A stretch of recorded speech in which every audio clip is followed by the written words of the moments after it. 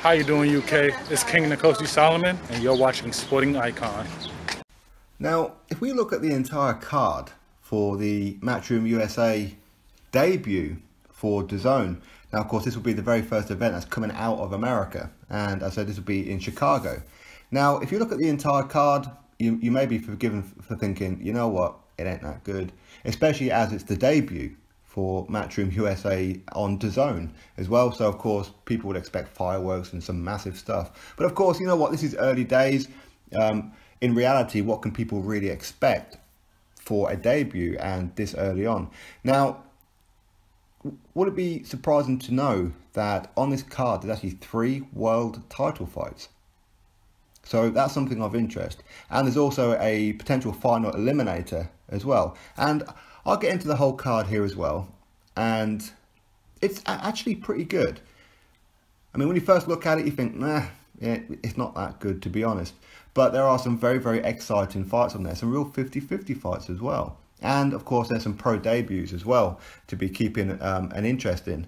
So the card isn't too bad. Now, predominantly in America, at least from my point of view of what I see, they'll put on, like, I'm talking like a Showtime or a Top Rank, ESPN, sorry, whatever. They'll put on a pretty good main event, and the rest of the card is just filler. Because for whatever reason, it seems that a lot of Americans, they just look at the main event, they don't really care what's on underneath it. Okay, they're going to watch the main event, which is why when you watch a lot of the American cards, they don't show half the fights on the card. And secondly, the ones that they do show, the arena is empty, and it doesn't really start to fill up until about the fight before the main event or just before the main event.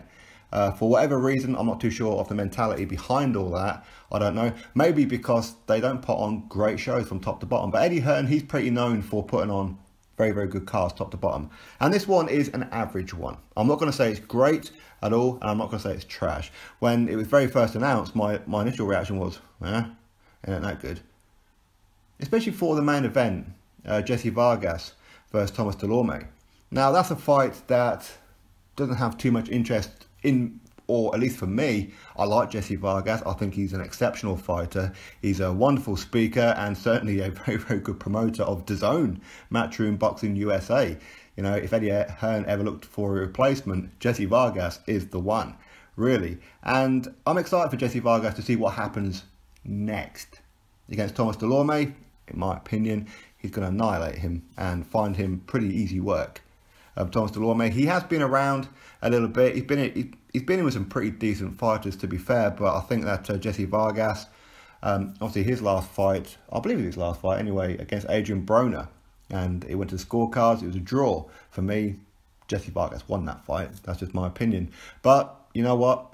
The record shows he got a draw. So I do believe Jessie Vargas is going to come through this one without too much issue, to be fair. Now, Thomas Dulorme, he is pretty tough, he is pretty solid, so I don't expect Jessie Vargas to go in there and blast him in the first couple of rounds, not at all. I expect him to get him out of there mid to late rounds. That's just my opinion.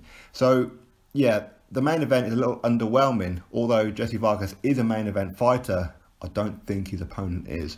And that's kind of what makes it look like it ain't that good. That's just my opinion, of course. Maybe Thomas Dulorme has a hell of a lot of fans out there. Maybe that's why he was chosen. Maybe there's a lot of pro-Dulorme supporters in Chicago. You know what? I have no idea. Now, also, Big Baby Jarrell Miller taking on Tomasz Adamek. Now, Big Baby Miller, he's undefeated 21-0 with 1 draw, of course. And Tomasz Adamek, 53 wins, 5 losses. So, Adamek, he's not journeyman. Okay, he is advanced years, but he's never going to be a title contender again. I mean, his biggest fight at heavyweight was probably against Vitaly Klitschko, where Vitaly Klitschko just beat the snot out of him.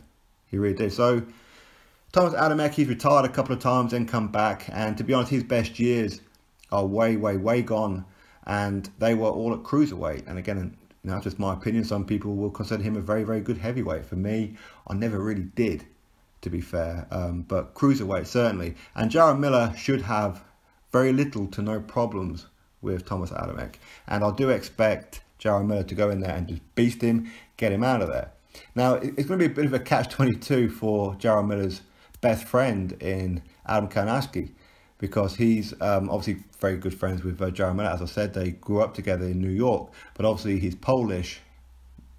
Is going to be part of him as well with Tomasz Adamek, of course. So he's going to be pretty much sat on the fence for this one, I would imagine. But I fully expect Jarrell Miller to stop Tomasz Adamek probably in the very first half of the fight. If he doesn't, then I'm going to start questioning Jarrell Miller's punching power, to be perfectly honest, because a guy at the advanced stage of Tomasz Adamek, I think Jarrell Miller, who's young enough and big enough, should blast him out of there in the very first half of the fight. But hey, listen, maybe Tomasz Adamek is good. He's on like a new lease of life. Who knows? Who knows? So anyway, but yeah, I think Jarrell Miller's going to have no problems with him. Now, a very, very good fight. I'm not going to talk about it too much because there's a video before this, which is Artur Beterbiev, and he's taking on Callum Johnson. This is for the IBF World Light Heavyweight title. So good luck to Callum Johnson. I'm not going to talk about that fight in this video. Go check out the previous one for that. Now, also another very, very good fight on here. Daniel Roman will take on Gavin McDonnell, and this is for another world title fight for the WBA World Super Bantamweight title. Of course, now Gavin McDonnell, very, very good fighter. I've met him on a couple of occasions, and he only does have one loss on his record, which, you know, that happened quite a while ago, and he has improved so much since. He really, really has. Well, I say a while ago, it was, what, 18 months ago, at the early part of 2017 against Ray Vargas, where he got beaten quite well, I think, by Ray Vargas. But ultimately, you know what, that was a real learning curve fight for him. And since then, he's had some pretty impressive wins, and most notably over... The one that stands out for me is Gamal Yafai, where Gamal Yafai was given it the big I am, and he is the big I am. I think Gamal Yafai could go on to achieve great things in the sport. I really do. But Gavin just schooled him, literally schooled him from opening round up until final round. Unanimous decision, easy work. So Gavin proved that he is way above the British level, way above it. So... And of course, he did have a fight against Stuart Hall last time in my home city of Newcastle. So of course, I watched that one. But again, he was supposed to beat Stuart Hall, in my opinion. Now, with Daniel Roman, 25 wins and 2 losses. So if you were to just look at that bit, you'd probably say that Gavin McDonnell has a very, very good chance. Maybe a favourite for some people, but no, not really. I mean, Daniel Roman is a very, very skillful fighter. Very skillful fighter. I said, these 25 wins. Not the biggest puncher in the world. He's only got 9 stoppages. But he has lost on 2 occasions. Now, Daniel Roman is signed up to Matchroom USA. In fact, he was one of the very first people that Eddie Hearn signed up. But, you know what? I think that Daniel Roman, his career has really shot up. In fact, the last time he lost was in 2013. So, you know, that will give you some kind of indication as to how good he is and how much that, you know, he's actually improved.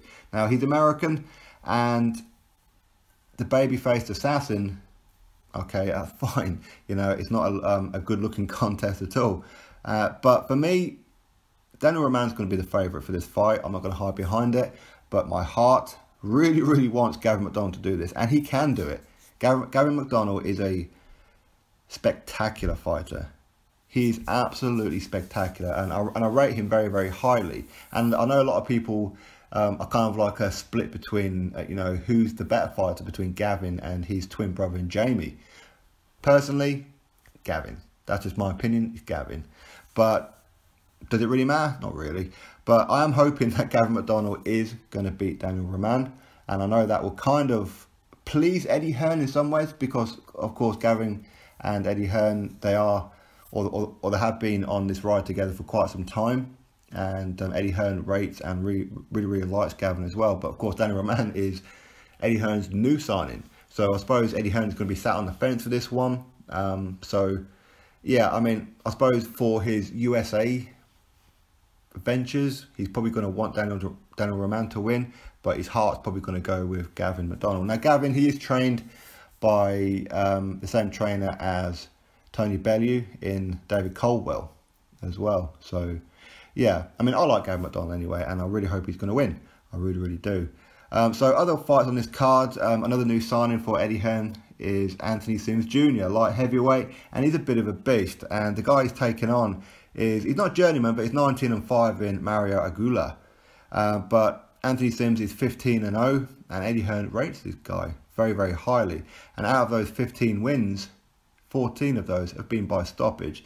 And of course, he is from Indiana in America as well, and only 23 years old. So maybe he could be one of the future at light heavyweight.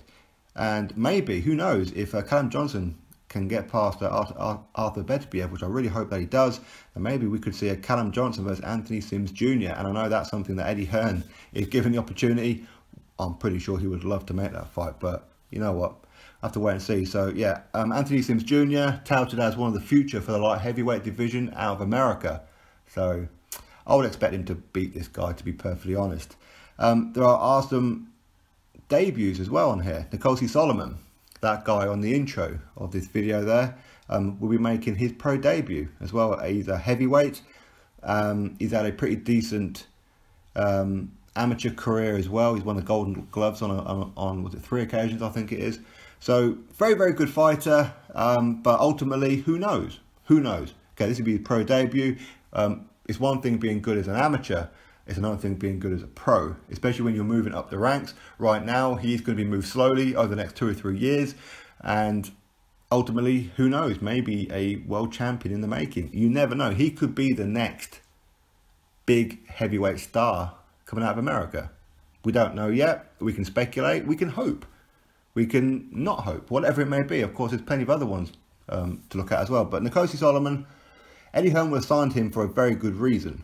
Now, Eddie Hearn, of course, he wants established stars, but he also wants ones where he can, I don't want to use the word groom because it almost sounds wrong, but grow into a world champion. Of course, he wants to see the likes of Nkosi Solomon, Nkosi King Solomon, of course, to maybe become a world champion. And that's one hell of a project. And Solomon, him speaking, he's very well articulated and he's very clear of what he wants. He wants to learn and he wants to progress at the right speed. He's not going to be thrown in too deep too soon. But ultimately, hopefully, he's not going to be another Wilder where it takes him 40 fights to step up. But anyway, his opponent, Matt Cameron, he's got 2 wins, 1 loss and 1 draw. So he's pretty new into it himself. So maybe he could pose a bit of a problem. Maybe Matt Cameron might be a bit too soon for Nkosi Solomon. Because ideally for most people when they're starting out, they want to be fighting journeymen with hellacious loss records, as in the guys who come to not win. Okay, they have no intention of winning. They're there to get a payday, but they're there to survive. Okay, as in make it the distance, because if they make it the distance, then they can fight again pretty much any time that they want. If they get stopped, then you're talking 3 months off. And journeymen make pretty good money. In fact, most journeymen make more money than what the athletes who are going for the area titles, the British titles, the European titles, the American titles and world titles, in some cases. So journeymen actually earn more money. So, but there's a reason for that, because they go there to survive. So maybe this guy might be the wrong kind of debut for Nkosi Solomon, but we'll have to wait and see. But Eddie Hearn has a lot of faith in him, of course. Another couple of guys on here as well. Nikita Ababiy. He's actually a YouTuber. He is.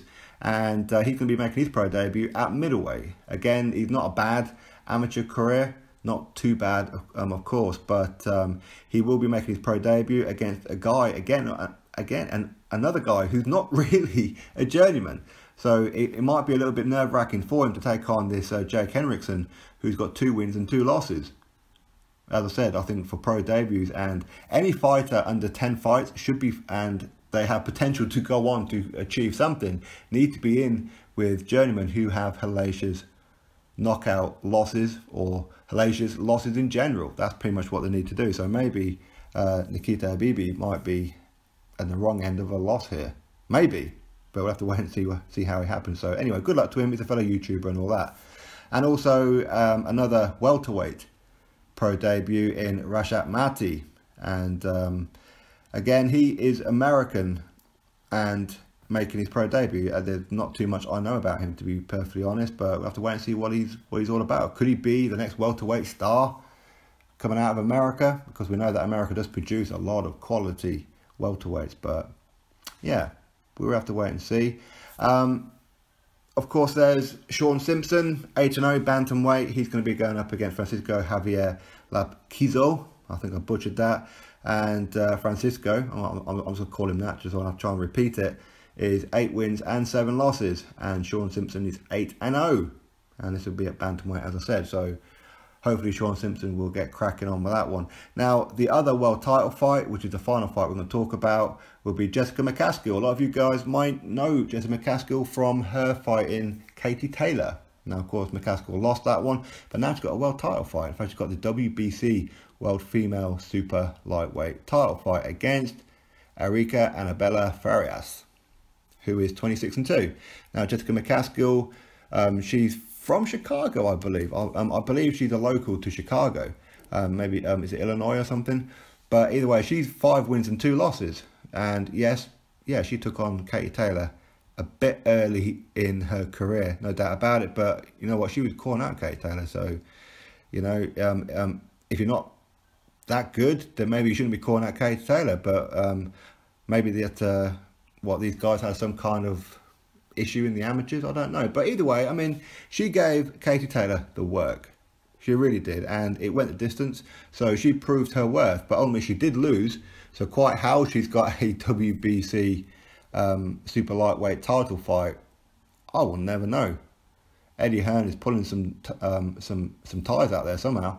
But anyway, so good luck to Jessica McCaskill. I hope she does it, purely because I know her name. That's pretty much why, and I don't know her opponent. I have to be real about it. So, as I said, that's the entire card. Jessie Vargas, of course, is the main event, and he is a main event fighter. But his opponent, for me, Thomas Dulorme, not really. Oh, and I did forget to say that this will be for the WBC Silver welterweight title as well. So, should Jessie Vargas win this one, he'll be in line to fight Shawn Porter, if Shawn Porter doesn't, of course, take on Errol Spence Jr. or Keith Thurman, which, of course, he's been mandated to fight. But Dulorme, you know what, he's from Puerto Rico, so Puerto Rico have a pretty strong fan base in Chicago, so I hear. I don't know that for a fact, but again, his last fight, he lost. So, again, that kind of like makes me question, couldn't Eddie Hearn find a better opponent? I mean, Dulorme does come to fight, okay, let's not get it twisted, but I think Eddie Hearn could have done a bit of a better job, if I'm being perfectly honest about it. But yeah, he did lose to Yordenes Ugas, who isn't that good anyway, to be perfectly honest. But, you know, he lost by unanimous decision. He lost by knockout to Terence Crawford a couple of fights before that. So he is experienced for sure. But, you know, 24 wins, 16 knockouts, not bad. But as I said, I expect Jessie Vargas to get him out of there at some point in this fight. But so anyway, you drop your thoughts below about this card. It's decent enough. If you haven't signed up to DAZN just yet and you want to watch this card, of course, it's free. Okay, you get free for the first month, so everything that's happening over the next 4 weeks, you get to watch for free if you're in America. For those of us in the UK, we're going to have to suffer and carry on paying our very expensive Sky Sports and Sky subscription. But either way, we'll get to watch it, won't we? So drop your thoughts below about it. Click that thumbs up and subscribe. Catch you all on the next video.